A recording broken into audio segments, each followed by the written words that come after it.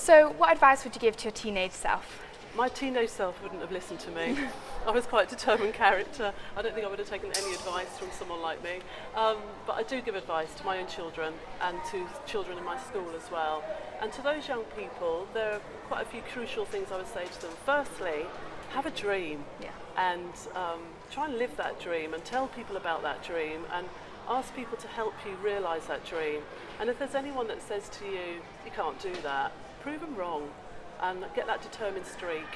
The other thing I would say is that when you're using things like social media, use it positively. It can be used positively. There's a lot of negative press about social media, but I truly believe it can be used positively. If there are things on social media that you're not happy about, comments which are being made, it's really important you tell that person that what they're doing is wrong and that they should stop. And if they continue, it's really important that you tell someone, you block them if you need to. And I think also one of the other things I would say to young people is talk. If there are things that are bothering you and you're worried about them, you must talk to someone and don't be worried about it seeming like it's silly or it's not important. To you it is important and you need to tell somebody. Do you think that teenagers struggle expressing themselves and the kind of ambitions that they have because there's more pressure at schools to follow academic avenues? I think that possibly is right. I think there was a report done recently, it's a PISA report, and it's where they do a survey of young people internationally. And the UK actually came out pretty badly.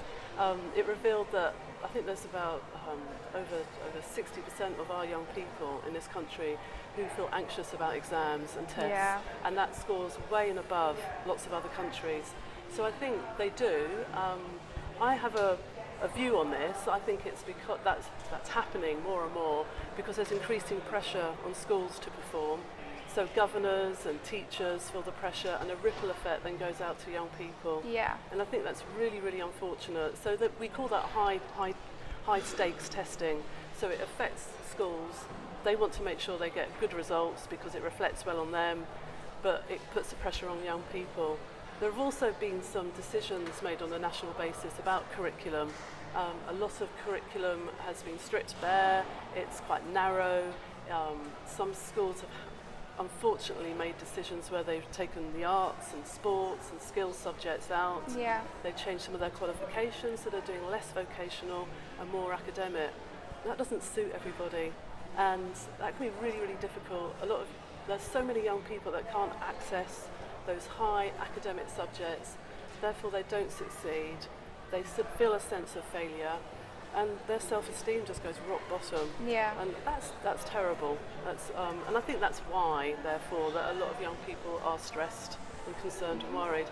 There are figures with Childline that during last year, I think it was around about May time, that they had 3,000 inquiries and had to cancel 3,000 sessions, as it were, of young people who were struggling with dealing with the pressures of exams during that peak time. That's a significant number, and that is a worry.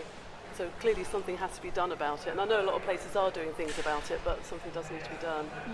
Do you think that teenagers face the same problems today as when you were a teenager? Or do you think it's changed slightly? It's an interesting question. I think there are challenges of every generation.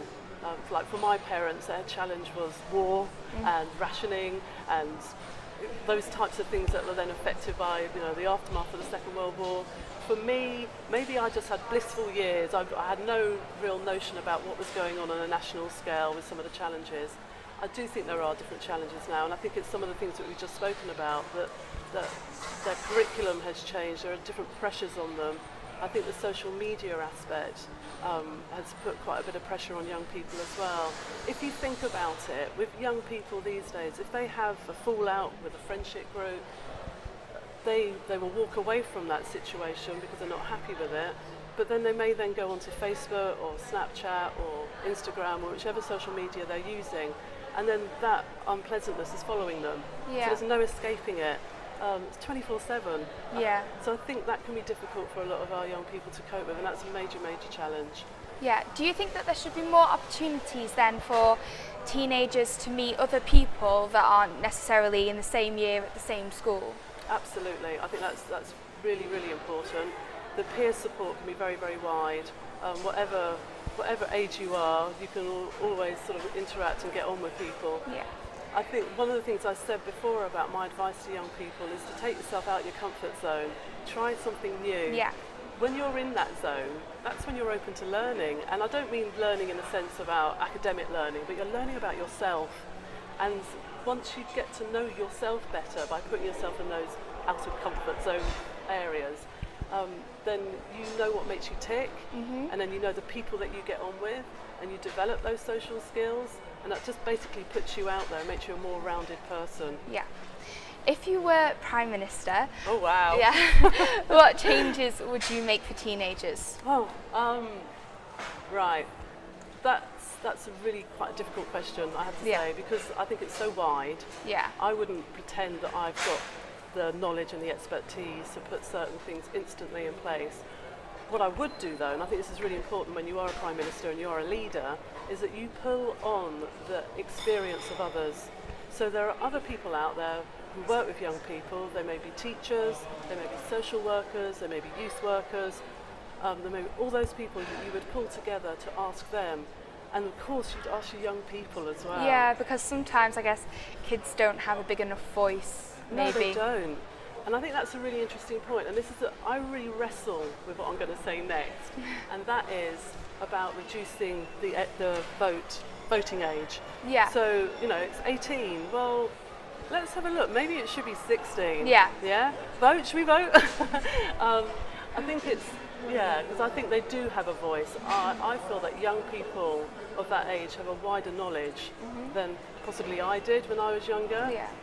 I think that's down to the internet, I think it's down to education in schools, it's just down to general sort of awareness about what's going on globally as well as nationally. Yeah.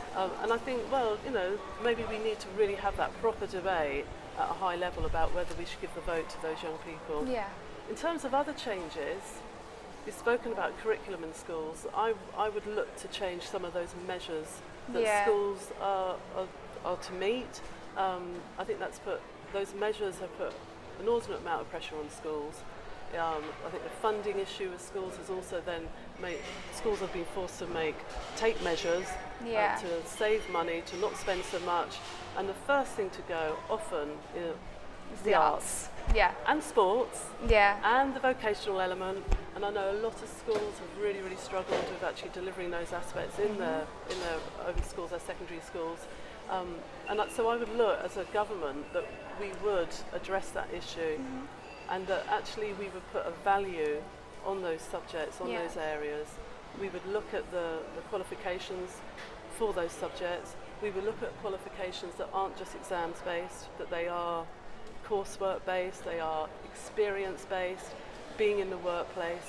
Not every young person is destined for university, and we need to recognise that, but value it.